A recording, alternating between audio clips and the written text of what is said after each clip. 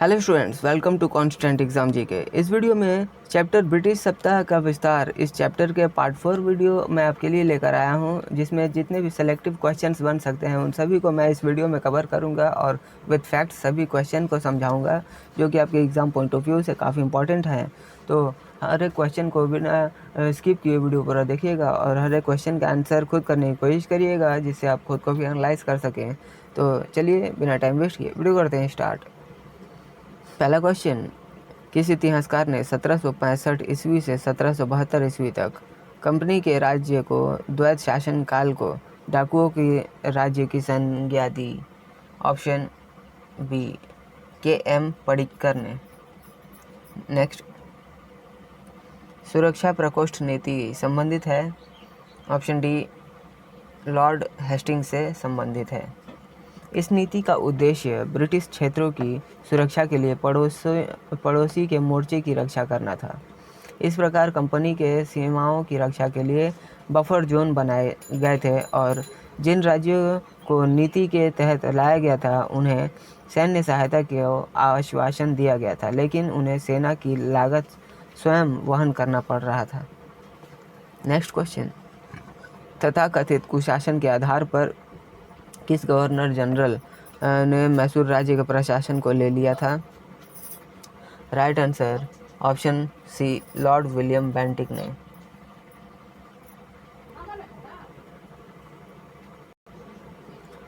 किसने अपनी राजधानी मुर्शिदाबाद से मुंगेर स्थानांतरित की? ऑप्शन डी मीर कासिम ने। किसकी समाधि के कारण नंदर गुरुद्वारा सिखों द्वारा पवित्र माना जाता है? ऑप्शन सी गुरु गोविंद सिंह की।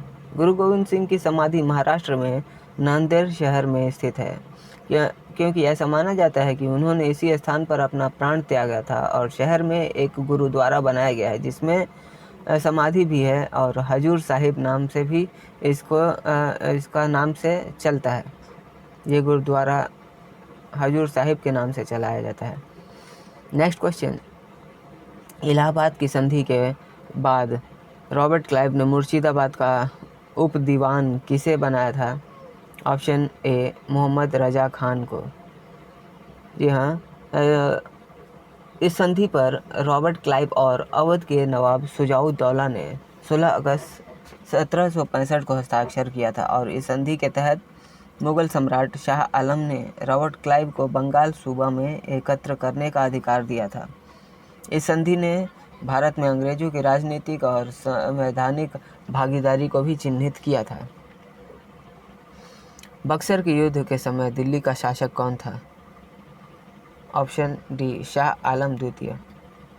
साल 1764 में बक्सर के युद्ध के समय दिल्ली का शासक मुगल सम्राट शाह आलम द्वितीय था। उनका कार्यकाल 1759 से 1806 तक रहा था और इस युद्ध में शाह आलम द्वितीय ने ईस्ट इंडिया कंपनी के खिलाफ लड़ाई लड़ी थी और यह युद्ध 22 और 23 अक्टूबर 1764 को बिहार के आरा जिले के बक्सर के मैदान में हुआ था।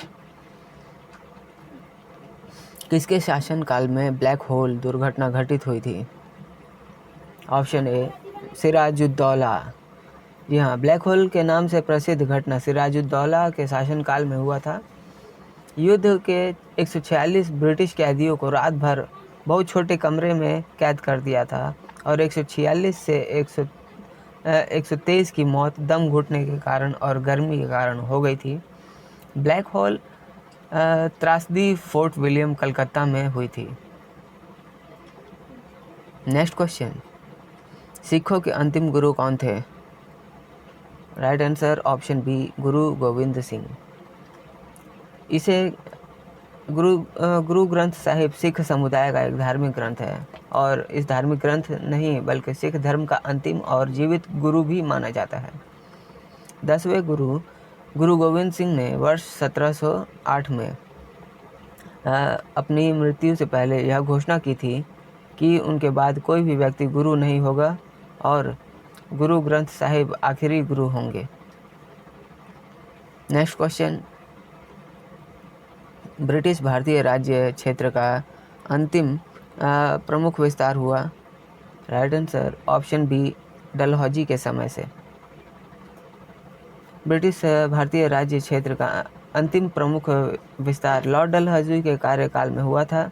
डलहौजी ने 13 फरवरी 1856 को अवध के नवाब वाजिद अली शाह पर कुशासन का आरोप लगाते हुए अवध पर कब्जा कर लिया था। इसके अलावा डलहौजी के समय में ही सातारा 1848, जैतपुर, संबलपुर, उदयपुर, झांसी, नागपुर और करौली जैसे इलाकों पर भी कब्जा किया गया था। नेक्स्ट, बंगाल के किस गवर्नर के समय में सरकारी खजाना मुर्शिदाबाद से कलकत्ता स्थानांतरित किया गया? Option D is the right answer, Warren Hasting. 1772 में गवर्नर जनरल वॉरेन हेस्टिंग ये प्रशासनिक और न्यायिक कार्यालयों को मुर्शिदाबाद से कलकत्ता, नवगठित बंगाल प्रेसिडेंसी की राजधानी और ब्रिटिश भारत के वास्तविक राजधानी में स्थानांतरित कर दिया था। ठगों के दमन में निम्नलिखित में से कौन संबद्ध था? Right answer option B, colonel Sleeman. Bharat में governor general lord William Bentinck ने ठगों के दमन के लिए कर्नल सर विलियम स्लीमैन की मदद की थी। इस अभियान में स्लीमैन की भूमिका के लिए उन्हें थुगे स्लीमैन भी कहा जाता था। 1837 तक ठगों को लगभग समाप्त कर दिया गया था, इसलिए समाज में सुरक्षा का माहौल बना और एक सामाजिक बुराई का अंत हुआ। बेंटिक ने इस अमानुषित प्रथा को भी अधिनियमित बनाकर समाप्त कर दिया था। किस अधिनियम के तहत वॉरेन हेस्टिंग बंगाल के प्रथम गवर्नर जनरल बन गए थे? ऑप्शन ए, 1773 का रेगुलेटिंग एक्ट। हालांकि रेगुलेटिंग एक्ट 1773 पारित होने के बाद बंगाल के गवर्नर पद का नाम बदलकर बंगाल का गवर्नर जनरल रख दिया था और बंगाल के पहले गवर्नर जनरल वॉरेन हेस्टिंग थे। किसके समय में कलकत्ता में प्रथम न्यायालय की स्थापना की गई थी? Option D, Warren Hasting. Calcutta उच्च न्यायालय की स्थापना 1862 में की गई थी और यह भारत लॉर्ड लॉरेंस 1862 से 69 के वाइस राय के प्रशासन के दौरान स्थापित किया गया था। वाइस राय आप भी ज़रूर याद रखिएगा। मैं हर एक क्वेश्चन का विद फैक्ट समझाते जा रहा हूँ, तो हर एक क्वेश्चन के साथ एक दो क्वेश्चन एक्स्ट्रा भी बन रहे हैं, तो हर एक क्वेश्चन को आप नोट करते रहिएगा और इसे आप नोट्स भी बना सकते हैं और अच्छे से हर एक क्वेश्चन को समझते रहिएगा। 1865 में कलकत्ता, बॉम्बे और मद्रास में पहले 3 उच्च न्यायालय स्थापित किए गए थे। बंगाल के किस गवर्नर जनरल के काल में पिट्स इंडिया पारित किया गया था? Option A is the right answer, Warren Hasting. So students, ये थे ब्रिटिश सत्ता के विस्तार का पार्ट 4 वीडियो, जिसमें जितने भी सेलेक्टिव क्वेश्चंस हैं और हर एक कॉम्पिटिटिव एग्ज़ाम्स के लिए काफ़ी इंपॉर्टेंट क्वेश्चंस, उन सभी को मैंने इसमें कवर किया है और जितने भी रिपीटेड क्वेश्चन होते हैं उनको भी मैं इसमें कवर करता चल रहा हूँ। अगर आपको वीडियो पसंद आई हो तो इसे अधिक से अधिक आप हमारे चैनल पर जाकर इसे सब्सक्राइब भी कर सकते हैं। हमारे चैनल को ज़रूर सब्सक्राइब करिए ताकि जितने भी इम्पोर्टेंट क्वेश्चंस हैं उन सभी को मैं आपके लिए हमेशा लाता रहता हूं। और इसे अधिक से अधिक उन लोगों को भी ज़रूर शेयर करिएगा जो कॉम्पिटिटिव एग्ज़ाम्स की तैयारी कर रहे हैं, ताकि उन्हें भी इन सारे क्वेश्चंस का हेल्प मिले।